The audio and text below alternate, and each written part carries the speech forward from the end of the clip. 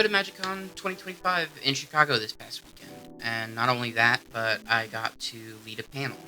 I led a panel called From Myth to Mana, where I discussed the ways in which, historically, classic literature has developed in the same way that Magic the Gathering's world building and storytelling has, and the multifaceted issues that accompany those. And so I thought that I would release this video today, not only as a woohoo, I went to MagicCon video, but also so that if you were unable to make it, or if you were unable to see me at the panel while you were there, you could watch it. This was a beautiful moment for me. The time leading up to this panel was incredibly stressful. I wasn't really sure who in the Magic the Gathering community would be there, if anyone would find these topics as interesting as I do. So the fact that I almost filled the panel room up and there was a line of people that just wanted to talk to me afterwards was incredibly endearing and heartwarming, and I cried afterwards, honestly. I got so many cards, so many heartfelt thank yous afterwards, and someone even had me sign their playmat, which I couldn't even... I asked if they were sure like 3 times before I actually did it. So yeah, this was just a beautiful weekend for me overall. I got to spend it with some of my oldest friends. I got to meet new people. I got to hang out with the people from the Orthos cast, and it was just an absolutely beautiful time. And if you are ever able to make it to a MagicCon, I highly recommend you do so. They are fun and inviting, and the community there is just so heartfelt, and I just can't say enough good things about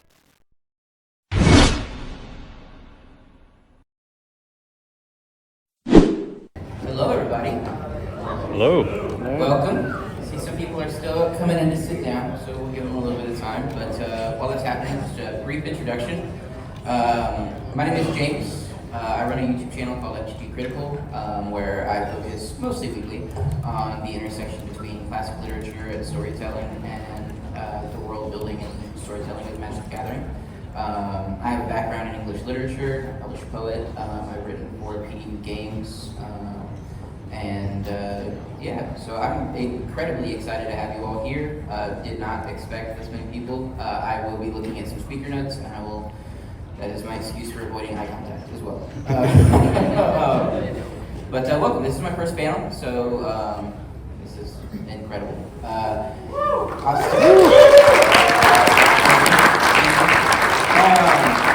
stick around for a little bit afterwards if you want to talk about anything more in depth. I do enjoy talking about this stuff with people. A quick disclaimer, this is a broad overview of a lot of these topics that I'm going to discuss, but I do go much further into detail on my channel, and also if you're just talking to me in person, I won't shut up.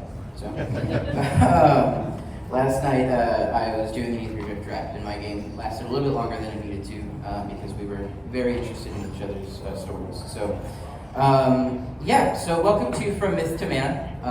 Today I'm going to be discussing the ways in which historically classical literature and its evolution throughout human history can be seen and is mirrored in the world building and storytelling of Magic the Gathering. But I'd like to start with a rhetorical question of what do we think makes a story timeless to us? Is it the characters, the setting, the emotions that it evokes when you are experiencing that story, or perhaps its ability to evolve and resonate with us across generations?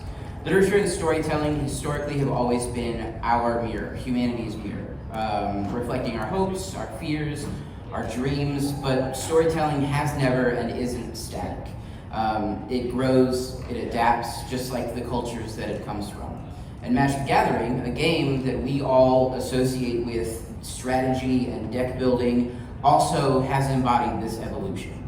Its stories may live mostly in cards and flavor text and lore, but they tap into the same timeless traditions of storytelling that have shaped our greatest literary works.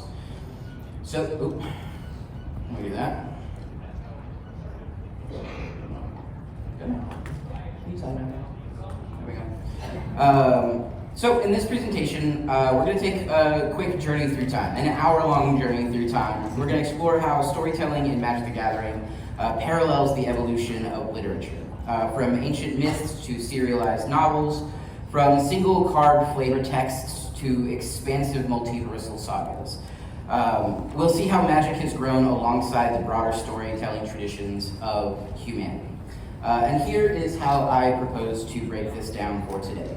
First, we're going to start out with the foundations of storytelling, how storytelling began in human history and how magic has reflected those very same roots. We'll move on to the complexity, the rise of intricate narratives in literature, and how magic had to adopt serialized, interconnected sagas to keep their audience engaged. We'll discuss how literature and magic had to expand into new territories, experimenting with genres and subverting tropes to keep our audience reached and expand its audience. We'll talk about how the storytelling now, modern storytelling, is inclusive, how it's interactive, and how magic will continue to innovate in its storytelling. And then finally, we'll briefly discuss what the future of storytelling in both of these formats could look like.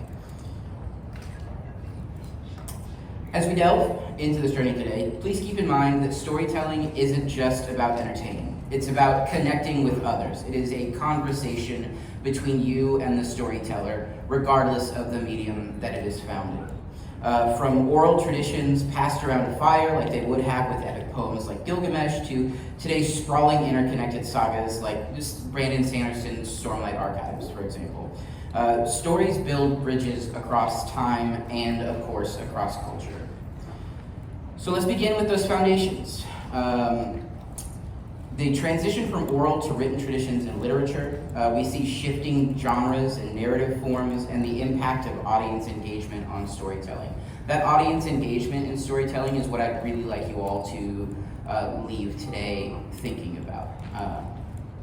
The origins of storytelling in human writing began with tales told by previous generations and passed down. These are what we would consider to be our myths, our legends. Eventually, these would be transcribed into stone tablets and such, but before that, it was all orally passed down by your previous generation.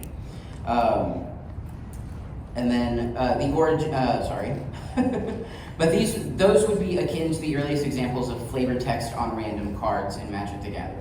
The text that glimpses into a world without truly ever defining it for us. But then we began to write, crudely, albeit, based on these myths. We see this in the Epic of Gilgamesh, which was carved into a stone tablet by the ancient Sumerians, as well as the Iliad by Homer from ancient Greece. Our foundations here are built upon short tales with little depth, but filled with emotion and raw potential. However, the writing had to grow with us. The evolution of complexity in storytelling. In the 18th and 19th centuries, we saw the rise of novelization. We saw Pride and Prejudice, Moby Dick, and we saw the rise of serialized storytelling like Charles Dickens's installments of his Great Explorations series, which originally was published in chapters in penny magazines and in newspapers. And then we would consider this to be kind of Magic's mid-era storytelling. This was the introduction of detailed lore with things like the Weatherlight Saga. There's serialized storytelling in their block designs like Mirage, Tempest, and the Wrath Cycle, and the introduction of novels as narrative companions. We were no longer just playing a card game, we had something that we could connect to. We had a conversation between us and the creators and the storytellers at Magic. Stories are like living organisms. We've already kind of discussed this. They grow, adapt, and evolve. And in literature, storytelling started as singular tales. If we think of Homer's The Iliad, it's epic, but it's self-contained. As society developed, so did our narratives, moving towards complex, interconnected works. And by the 18th and 19th centuries, we had serialized novels like Charles Dickens's Great Expectations, which were published in installments. These allowed audiences to engage deeply with the story. It gave them something to eagerly anticipate coming out. It was a connection, it was a conversation. You'd read a piece, you'd think about the piece, you'd wait for the next piece to come out, and you'd read that next piece. And it was your way of connecting with the writer on a deeper level. But let's shift to Magic the Gathering's beginnings. The game that started in 1993, and storytelling then was again more of just a flavor accent. For example, flavor text on a card like Heirloom Minotaur offered a glimpse of the world, but didn't connect to a broader narrative. The Minotaurs of the Heirloom Mountains are known for their love of battle. They are also known for their hymns to the dead, sung for a friend and foe alike. These hymns can last for days, filling the mountain valleys with their low, haunting sounds. The writing there is gorgeous, it's beautiful, it's well thought out, and it tells a small, self-contained story, and it offers us, the audience, a glimpse into that world without ever truly defining what that world is and what the Heirloom Minotaur's role in that world is.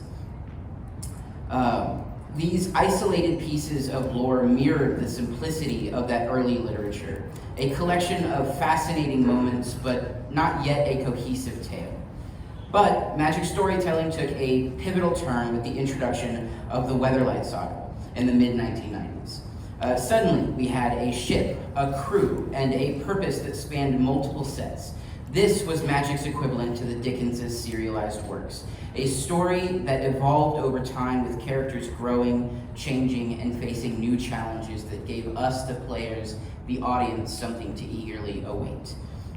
This marked the beginning of Magic's narrative arcs, where players weren't just building decks. They were engaging with characters like Gerard, Karn, and Sisay. Players followed their adventures across sets like Tempest and Exodus. Magic became more than a game. It was a window into a living, breathing world, or worlds. In literature, characters and world building became essential tools to draw readers in. Think about how Victor Hugo built an entire ecosystem around Les Miserables, where every side character, every subplot, it all added depth to the central narrative. Similarly, Magic used its sets and its cards to expand its world, often weaving in environmental storytelling. For example, entire sets like Mirage brought us into the rich, desert-inspired world of Jamora. While not part of the Weatherlight Saga specifically, Mirage and sets like it laid the groundwork for how Magic could tell diverse, contained stories that contributed to the much larger multiverse. This transition to complexity had another benefit, though. It built anticipation, but more importantly, it built emotional investment. Just as readers in Dickens' time eagerly awaited that next chapter, Magic players were now speculating on plot twists, characters' fates. The game's stories weren't just isolated events. They became sagas that rewarded long-term engagement. This shift from simple flavor text to sprawling sagas in Magic mirrors the same shift that we saw in classic literature, from standalone epics to interconnected serialized works. It shows us something vital, that storytelling, whether it's in books or on the cards that we play with, thrives when it invites its audience into a deeper, ongoing relationship with its characters and its worlds. One of the most exciting aspects of storytelling is how it branches into different genres, each offering a unique way to explore themes and ideas. Literature, as we know it, has continuously pushed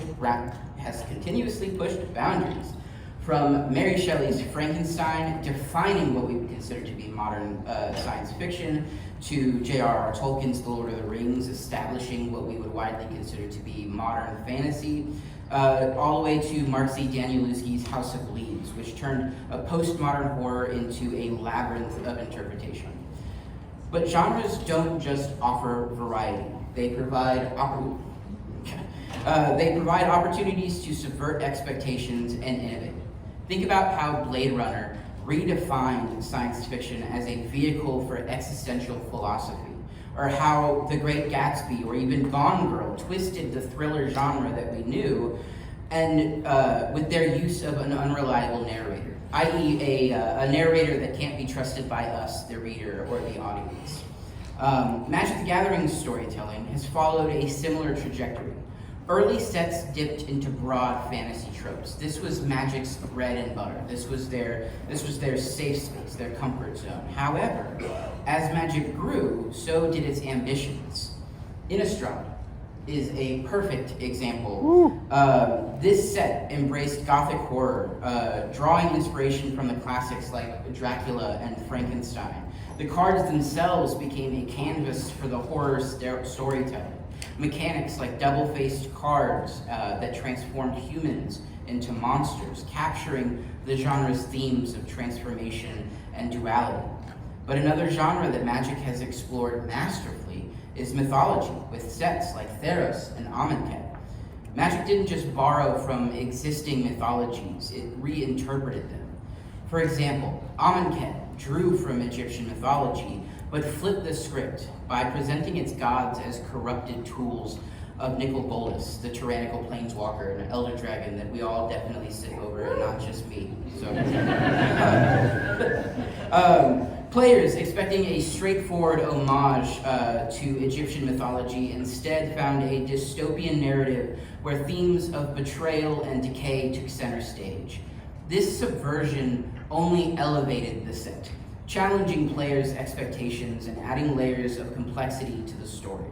Subversion of genre, I would argue, is where Magic's storytelling truly shines. The cyberpunk-themed Kamigawa, for example, in Neon Dynasty, could have played it safe with classic samurai and ninja tropes, but instead, it blended that tradition with futuristic elements, creating a world where ancient kami coexisted with neon-lit skyscrapers and mech suits. But this isn't just innovation for its own sake. It's a commentary on how tradition and modernity collide, a theme that resonates far beyond the game. Similar in Innistrad, we didn't just get Gothic horror. We got a Lovecraftian influences in the sequel set Eldritch Moon, which introduced cosmic horror to an already dark and brooding plane. For other literary examples of genre subversion, we can take a look at the Watchmen graphic novel by Alan Moore and Dave Gibbons. Here, we see a superhero genre adaptation that paints its heroes in a very grim-dark and not very pristine light, rather than seeing the knight in shining armor aesthetic that we would have been seeing in standards like Superman, for example. Just as genre fiction in literature opens doors for new readers, Magic's explorations of genres broadens its appeal as well. Gothic horror fans were drawn to Innistrad. Sci-fi enthusiasts found a home in Avishkar with its steampunk-inspired inventions. By weaving genre storytelling into its cards, Magic invites players to connect on a deeply personal level, much like how readers connect to genres they love. I'm sure we all have the plane or the specific Magic the Gathering story that we connect to on a deeper level than those around us, and oftentimes it's hard to explain why you feel that way about a specific plane, but it's because those genres call to us on a level that is difficult to explain. I can't tell you why science fiction is my favorite genre. It just is. It hits different in my brain, and I'm sure that you all experience that same thing. But by embracing and subverting those genres, Magic the Gathering keeps its storytelling fresh and relevant. Like literature, it understands that genres are more than settings and aesthetics. They're tools for exploring the human condition, challenging expectations, and of course, engaging in audiences. But now I'd like to move on to our modern storytelling trends. Because storytelling in the 21st century is unlike anything we have seen before. It's no longer confined to a single medium or a linear path. We are no longer bound to written word, books, stone engravings from the ancient Sumerians or Egyptians. Modern narratives are interactive. They span multiple platforms, and now they strive for inclusivity, reflecting the diversity of their audiences. From video games to streaming series, storytelling has become participatory, global, and deeply personal. Magic the Gathering has evolved alongside these trends. It's no longer just a card game with lore in the background. It's an expansive multimedia narrative experience. And modern storytelling often has to involve those transmedia narratives now, stories that are told across multiple platforms that enrich each other. And Magic embraces this concept by moving its lore to from just novels to digital platforms, web fictions, and even podcasts. Take March of the Machine, for example, one of the more recent sets that we'll talk about. This massive, multiverse spanning story wasn't just told through cards. It unfolded through web stories as well. Cinematic trailers, through lore drops, and of course little stories on the Magic's official website. Players could now follow that story from multiple angles, whether you enjoyed the story or not. We can talk about that later in review. But players could follow that. Players could follow that from multiple angles. They could immerse themselves in the chaos of the Phyrexian invasion. And one positive thing that did come from March of the Machine is it did offer that multiple genre spanning story where you could find elements that called to you. And I do believe that that is one of Magic's strong suits, is in every set, if you look, there's probably something that you can connect with. Even if you don't like the overarching broad narrative of the story, there's always elements either to the story or the gameplay that we as the audience can connect with. And again, that ties back to the origins that I talked about. That's the conversation that we have with WotC, right? When we enjoy a story and we play it and we read it and we engage with it, that's our way of speaking to them. And when they write a story, that's their way of speaking to us. We don't always agree, but that's how conversations work, right? But game mechanics also made its gameplay part of the story. Mechanics like Transform or Sagas tell a story directly on the cards. For instance, in Theros Beyond Death, we saw the escape mechanic, which perfectly which perfectly reflected Elspeth's journey out of the underworld, tying gameplay to narrative in a deeply meaningful way. If you just picked this card up and you had never read the story, you have no idea why escape was included, but if you had read the story, then you would recognize that WotC is doing a beautiful thing sometimes, where specific parts of their cards help tell the story in ways that you don't always get just by reading the novels, or unfortunately now just the short web stories that they release. Looking ahead though, I'd like to start discussing the future of storytelling in Magic the Gathering. Both literature and magic continue to evolve to reflect culture. This has to happen as culture becomes more intertwined globally, as we start interacting with people from other cultures, other countries. Stories become easier and broader to share. And so in order to reach that broader audience, both literature, the written word, and in world building and storytelling in games like Magic the Gathering, you have to expand into new genres. You have to expand into new concepts. We see that. We see Wizards of the Coast doing this with sets like Ixalan, where we are exploring the Latin American culture and community. In Kamigawa, where they were exploring new genres to offer something to connect to the Asian community in the gaming industry, right? This all has to happen, and it is happening. Again, literature isn't static. Storytelling isn't static, and it can't be. If you read a lot of stories from the 18th and 19th century, they are incredibly problematic. I was just talking to the lovely gentleman back there helping run tech for this room, and we were briefly talking about a lot of ways that classic literature is problematic. Death of a Salesman, for example, paints the Jewish people in an incredibly negative light. And if Shakespeare was alive today, that story would not be considered a classic, or it would not be critically acclaimed, right? And so that is something that we have to think about when we move forward, when we're writing these stories. As storytellers, as game designers, we have to focus on who our audiences are, who we want to connect with, who do we want to have those conversations with, and the best conversations we can have always involve the most people that we can get in them. And now I have to find my spot back in my notes, so bear with me. But looking ahead Storytelling might also include new technologies like augmented reality or virtual reality. Imagine stepping into a planeswalker's shoes in VR, right? That is something I wish would happen. Or exploring a plane like Zendikar in immersive 3D, right? Huge, massive planes that you could just explore. Undoubtedly is going to happen at some point in time. But these tools could make Magic's story more interactive and engaging than ever before. Wow. But we have already seen this. We have already seen this implemented. This is a real product that I had as a child, came out in 1996. The Magic School Bus Lost in the Solar System is a perfect example of what would be considered 90s AR, 90s augmented reality, right? Kids could read the story and follow along with animation on a CD. And that was incredible when I was a kid. So the concept of augmented reality within literature has been explored already, and it is obviously only likely to explode as that technology becomes cheaper and cheaper to develop and use.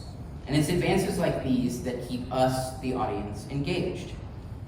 Because modern storytelling is about breaking barriers between creators and audiences, between genres, and even between realities. Magic the Gathering has embraced this ethos, becoming not just a game, but a platform for connection, creativity, and of course, representation. But let's take a moment now to reflect on everything that we've explored, because I rambled a lot really fast, and so we'll just go back over a little bit of stuff. Storytelling, whether in literature or in Magic the Gathering, has the power to transcend boundaries.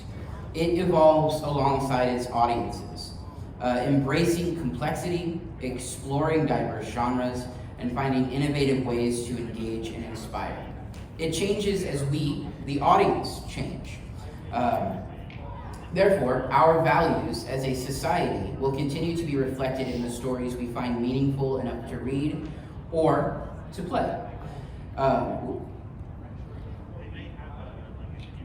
There we go. Like the progression from oral epics to serialized novels, Magic evolved from simple flavor text on background characters to sprawling stories like the Weatherlight Saga. Both forms of storytelling show us that complexity deepens our connection to the characters and the worlds we love. Both literature and Magic have boldly embraced and subverted genres to keep their stories fresh. From Innistrad's Gothic horror to Kamigawa's Kamigawa Neon Dynasty's cyberpunk, Magic mirrors literature's ability. Magic mirrors literature's ability to use genres as a lens for exploring human experiences. Finally, modern storytelling trends, interactivity, inclusivity, and transmedia narratives are reshaping how stories are told. Magic has leaned into these trends with its multimedia storytelling and its commitment to diverse representation, proving that stories can be both timeless and timely. And this is important, as I've already said. Because stories help us understand ourselves and each other. Whether it's through a novel that makes us question our beliefs, or a magic set that immerses us in a new world, storytelling fosters empathy, curiosity, and imagination. Storytelling, after all, is our bridge. It connects us to the past, as we've seen with Magic's use of mythology. Their use of mythology and history, and it carries us into the future. Exploring uncharted territories and new ideas. It's a universal thread that binds us all. The stories that we'll tell tomorrow, however, will be shaped by the foundations that we build today. Magic the Gathering, just like literature, will continue to evolve, embracing new technologies, amplifying diverse voices, and pushing the boundaries of what storytelling can achieve. And that is where you come in. Whether you're a writer, a reader, a player, or a creator, we're all part of this legacy. Every time you engage with a story, you're helping to shape its future. That's the beauty of storytelling. It's a shared journey. When we see the oral epics passed down from generation to generation, we can see small changes in those legends. Depending on who you talk to, depending on who told you that story, someone's name might change, someone's hairstyle might change. And those seem small, but over thousands of years, they become incredibly dramatic changes. That's the conversation that we're having. It's not a brief 5-minute conversation that you have right now. It's a conversation that changes things for the future. Because Magic the Gathering, of course, as I believe, is more than just a game. And literature is more than just words on a page. Both are vessels for storytelling. Both are vessels for connection, meaning, and transformation. So the next time you draw a card or turn a page, remember that you are not just engaging with a story. You're part of something much larger, something timeless, evolving, and truly magical. But we are a little bit early. I wanted to save some time in case anybody wanted to chat afterwards. But I did want to thank you all for coming. There are so many more of you than I expected to show up, which is great.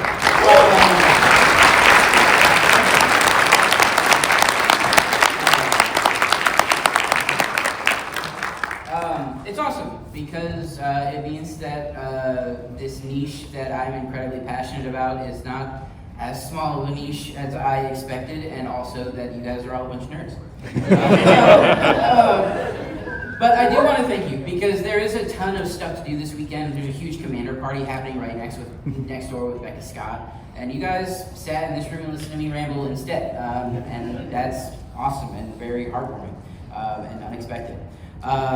But as I'd like to close this panel out by reminding you that I do make MTG/literature focused content on my YouTube. If you want to follow it, I do try to make weekly videos, but for this year I haven't started yet because of this convention. But if you enjoyed this panel and you'd like to interact with me more, I am there. I'm on Blue Sky, and I'll be here all weekend. If you do come up after to chat with me, I do have these beautiful, probably too close to that microphone, I hate my voice. I have these beautiful Niv Mizzet tokens, proxies that the art is drawn and painted by my lovely partner Kai, who cannot be here. So I do have those if anybody would like them. But other than that, I do want to end this panel with my final example of literature's impact on our favorite game, with a little card called Will-O-the-Wisp. And my good friend and yours, is this gonna work? That is not gonna work. My good friend and yours, Ian McKellen. No. Problem playing this video. You worked earlier for the last week. Oh, there we go. Red, the very deeps did rot, O Christ, that ever this should be. Yea, slimy things did crawl with legs upon the slimy sea. About in reel and right, the death fires danced at night. The water, like a witch's oils, burned green and blue and white. Thank you guys.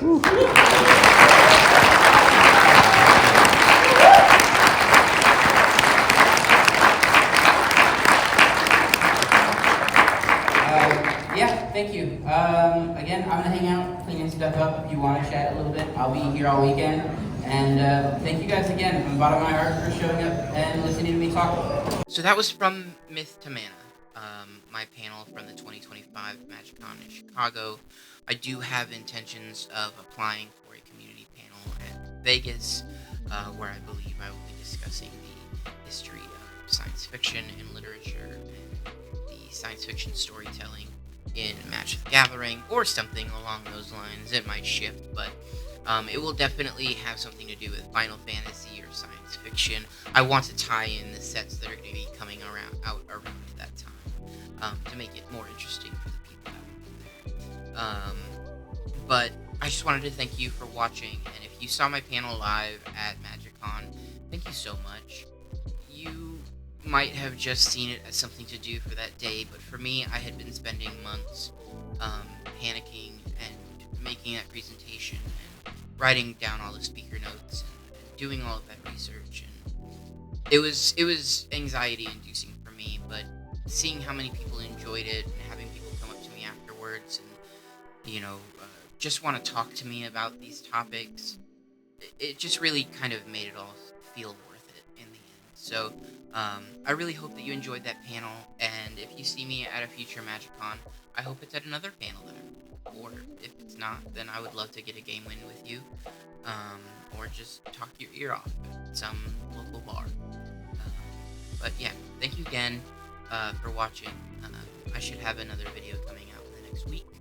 And yeah, this has been MCChicago. Thank you so much for watching, and I hope your next game goes wonderful.